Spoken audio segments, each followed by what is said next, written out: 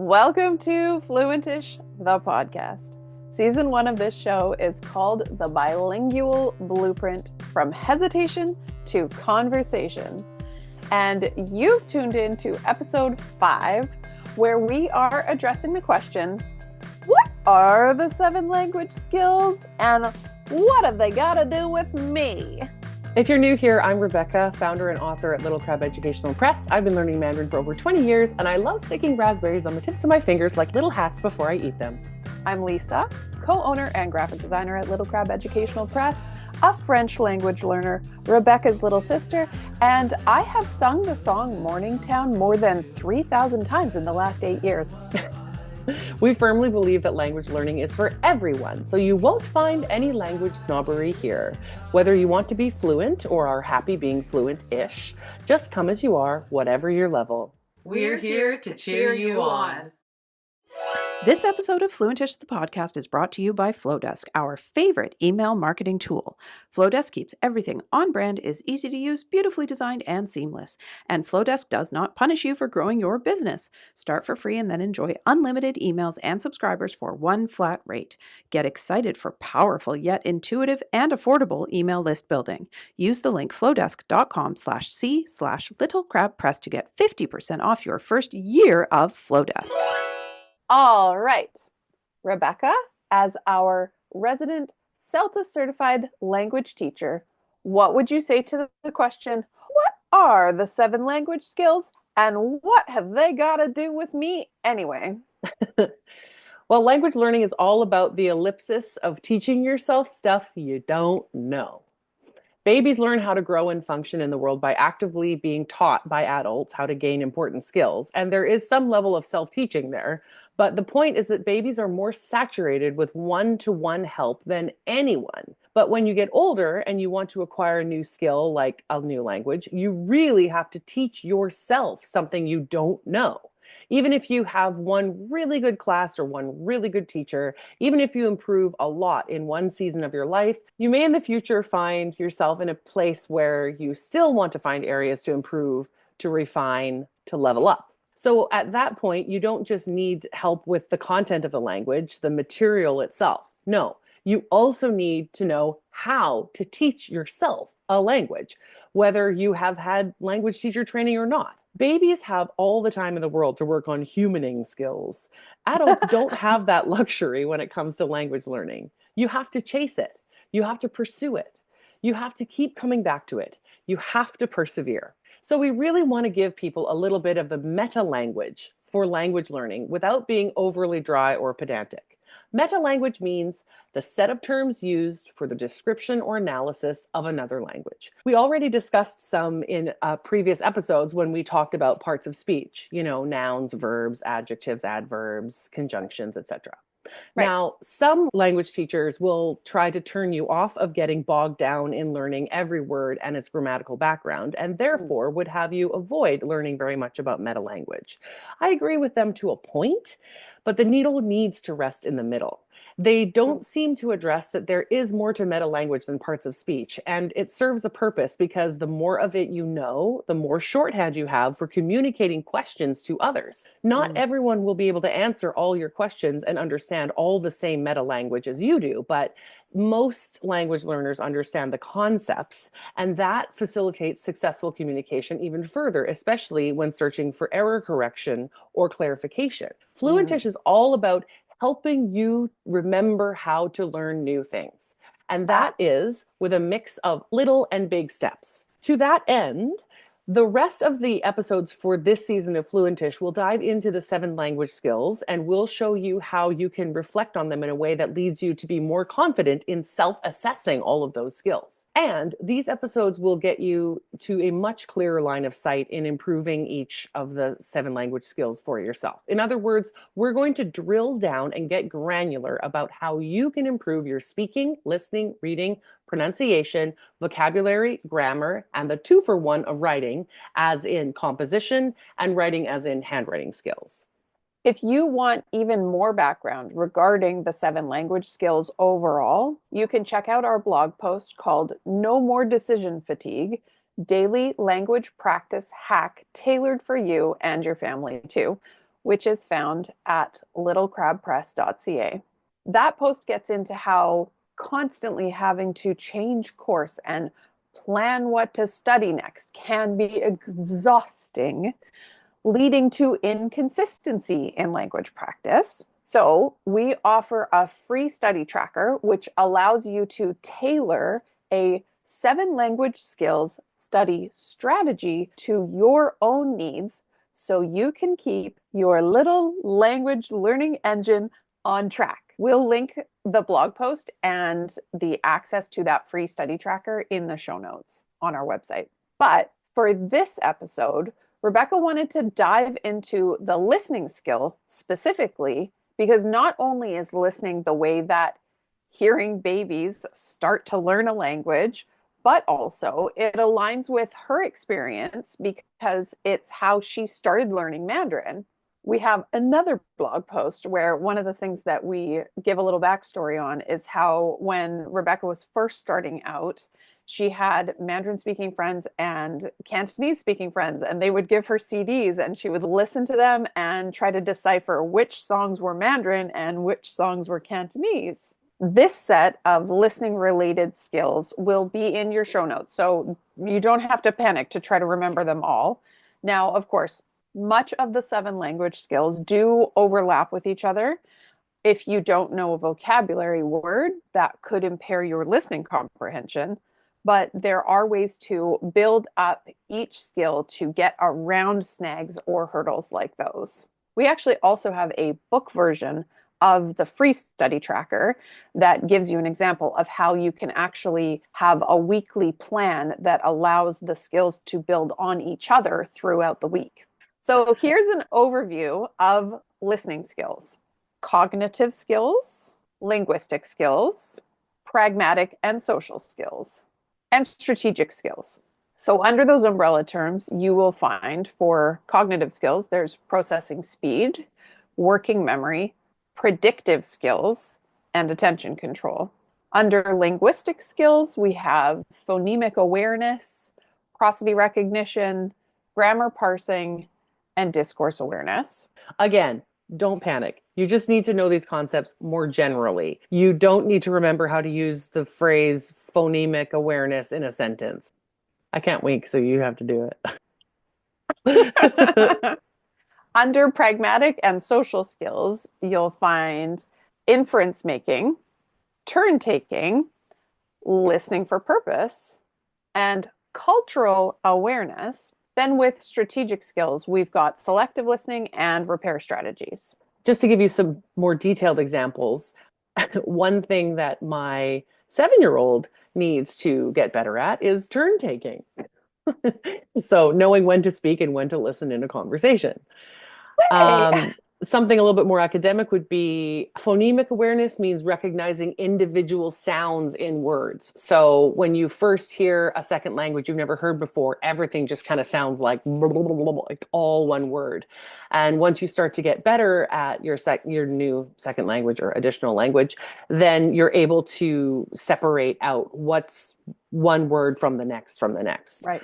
Maybe when you first start learning Mandarin, for example, if you want to say, I like to eat hamburgers, you would say, 我喜欢吃汉堡包.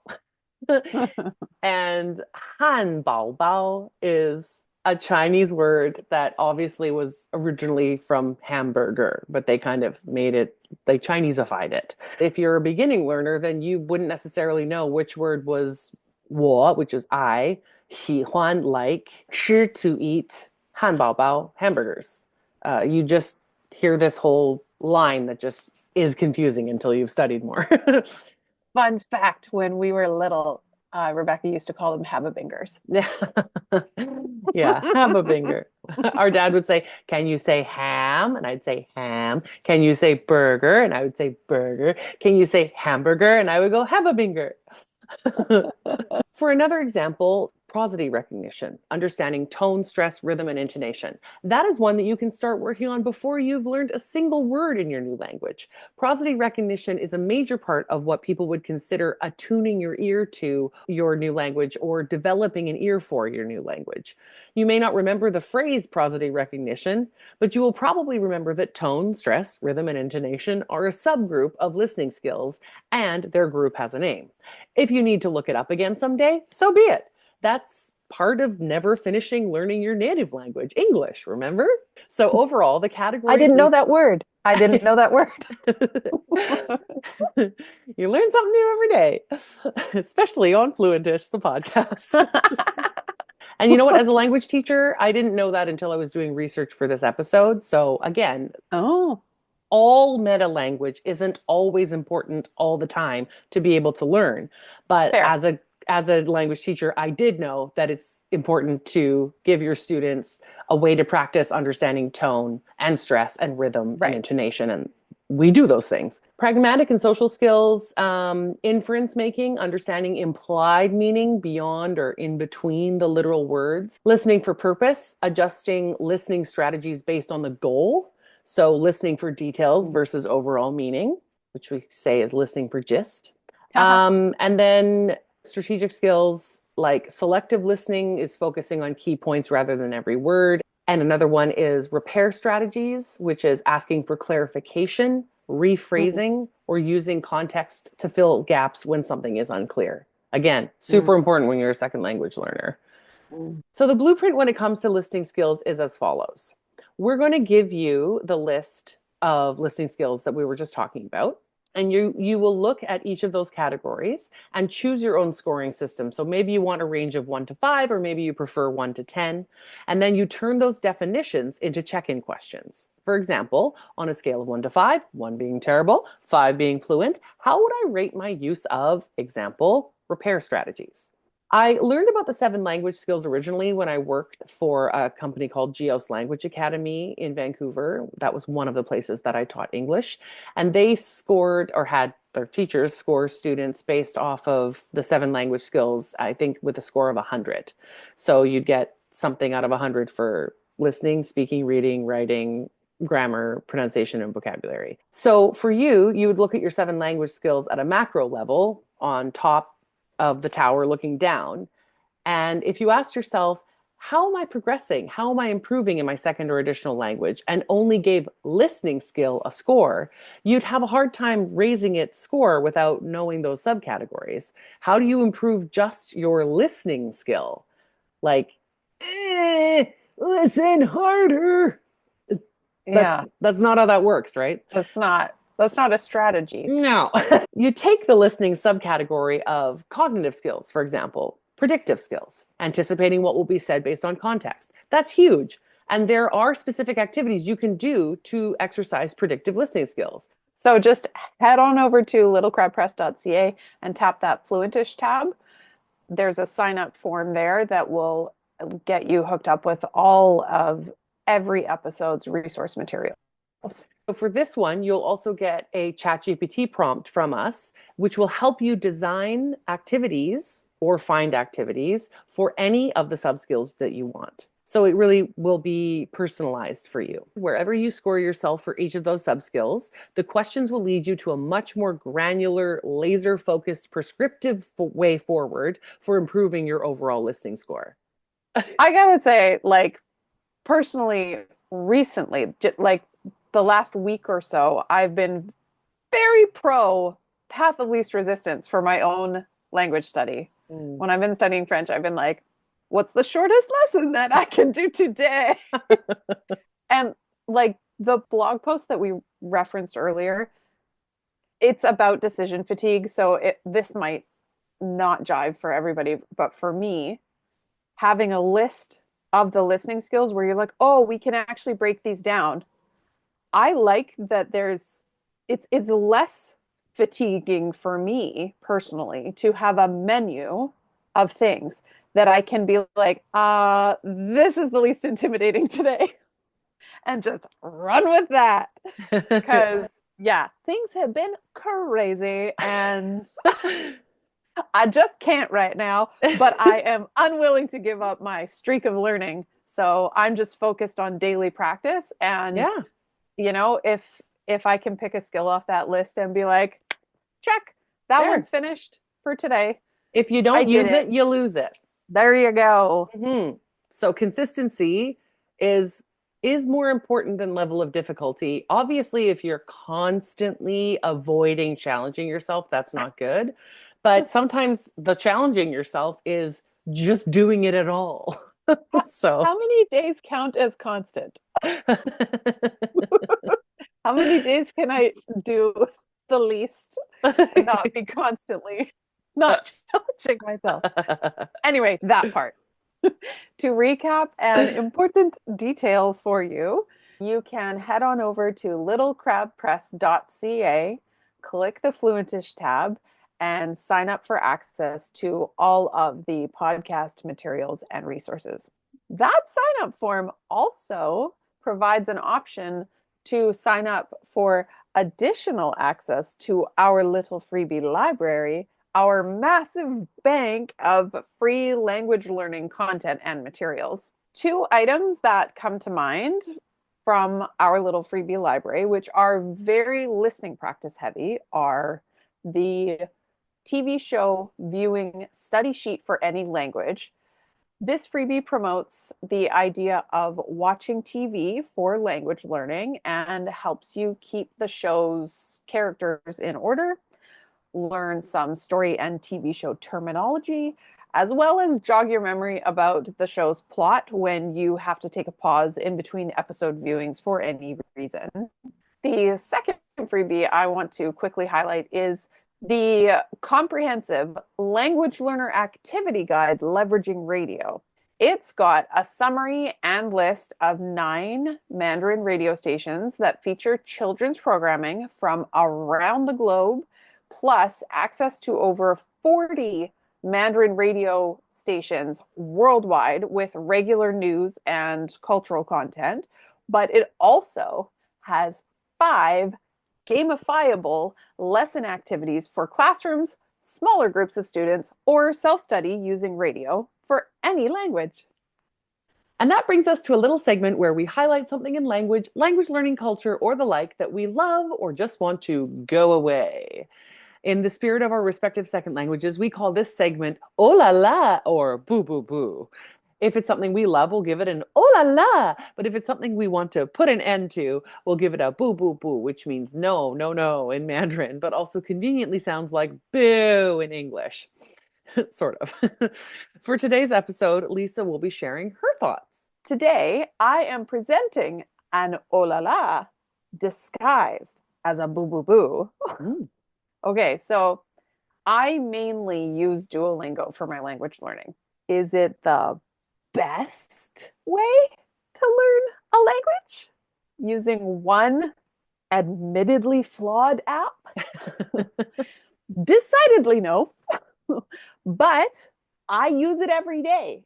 So today I want to boo boo boo the poo pooing of relying heavily or solely on language apps. This is a thing I see online a fair amount in language learning communities, that there is a better way I could be learning. And yeah, there is. But I'm a mom of 2, and my streak on Duolingo currently sits at more than 1,350 days without a break. Okay, I've had like 2 breaks in there for one day, but I have streak freezes. Anyway, I get migraines. So anyhow, Fair. so that's over 3.5 years of French study every day. And in that time, I've birthed a human. So I'm giving a big steaming boo, boo, boo to down on the way other people engage with language learning. But I'm also taking this opportunity to say to myself and to anyone else who makes imperfect progress on a daily basis, oh la la, nous allons très bien. Well, also, can you not say that had you not been using an app, in this case Duolingo, for as long as you had been when you went back to France, that you would have been in a worse position if you had not been using it? Oh, 1,000,000%. Yeah. I have done a combination over the years of um I was doing Duolingo. I did just like, some random reading study that way. And a friend of mine and I took some classes together, but life happened. She experienced a loss and it threw off the rhythm of us um, being able to take the classes in person. And honestly, like, Wasn't COVID part of that too at some point? no, this Oh. was this was pre-kids. Like I was taking Oh. language classes outside of my house It's been that before I long? had a human. Oh my God. So the first one, so since the first one, I was like, no, it's important to me. I want to do this.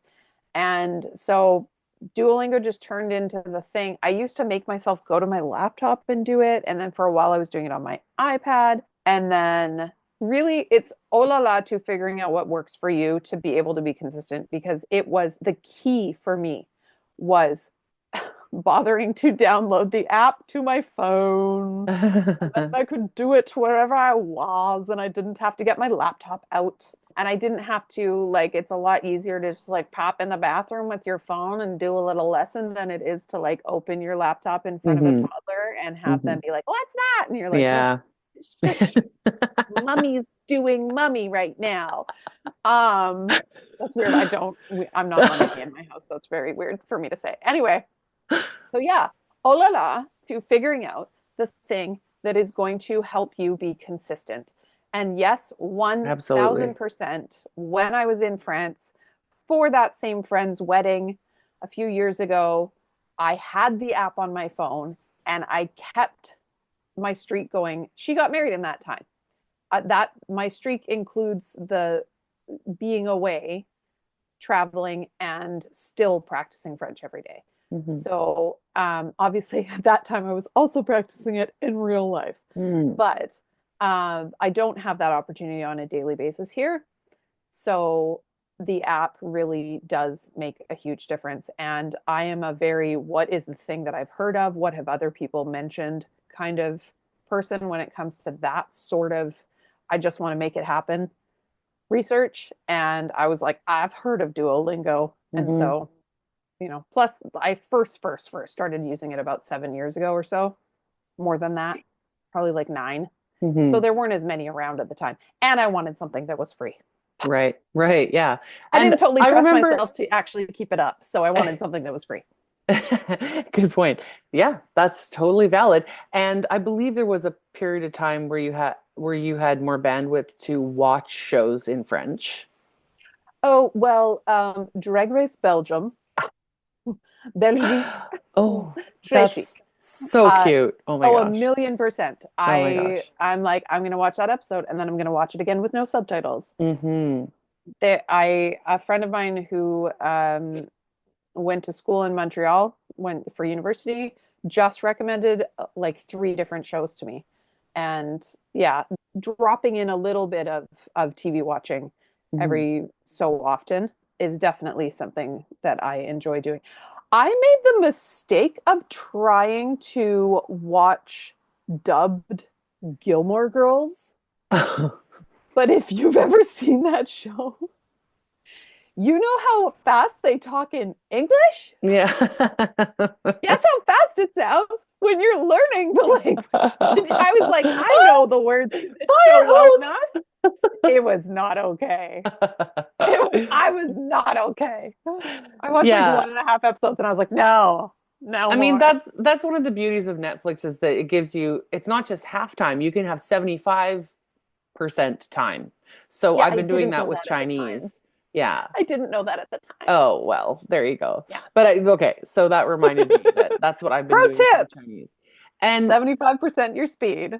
you're also reminding me that when it comes to using TV shows, I mean, you could do this with movies, but movies are so long. Episodes are, I think, Oh yeah. better for Yeah. learning You need to be able to languages. digest. Yeah.